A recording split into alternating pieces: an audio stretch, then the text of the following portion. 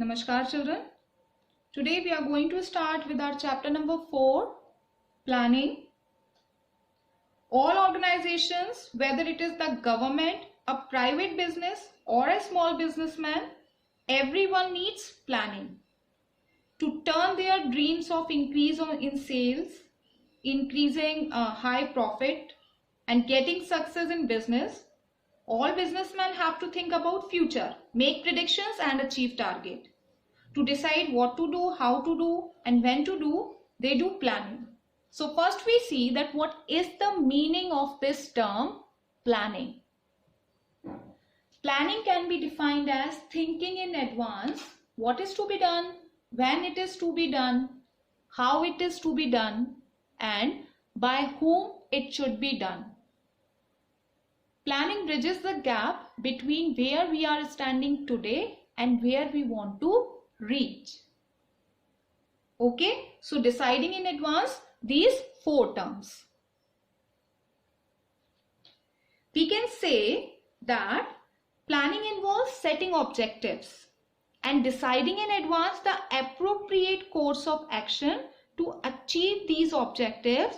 So we can also define planning as setting up of objectives and targets and formulating an action plan to achieve those targets.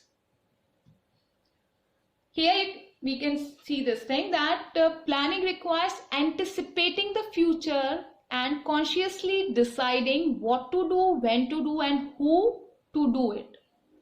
It involves the setting objectives and deciding in advance the appropriate course of action to achieve these objectives. Another important concept which is there in the planning is time. Plans are always developed for a fixed time period, as no business can go on planning endlessly. So keeping in mind the time dimension, we can say that setting objectives for a given time period, formulating various courses of action to achieve them, and then selecting the best possible alternatives from the different courses of action is known as the planning. So the keywords for the planning: thinking in advance, involve choices. Whenever more than one alternatives are given, the best one is selected. It is known as the primary function of the management and it is the base of all functions. It is the standard for controlling and it brings innovative ideas also. Now we see that what are the different features of planning. The first feature is planning focus on achieving objectives. The objectives which have been decided by the company. It is known as a primary function of management. This is the second feature of planning because it is which is required to be performed by every manager. The third feature is planning is pervasive. Pervasive means it required at all levels of management. The next is planning is continuous because it is a never-ending process. The next feature is planning is futuristic, means the forward-looking. It always means looking ahead.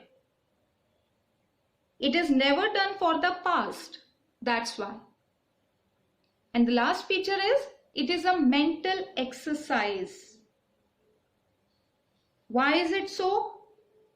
Because it is a mental process which requires higher thinking. That is why the planning is known as a mental exercise also.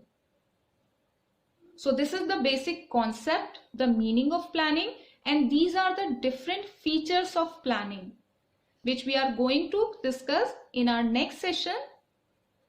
Just go through with these points, read the features of planning which are already given in your NCERT. If you will read those points, then when we will discuss the next part, you will be able to understand the concept in a much better manner. Thank you.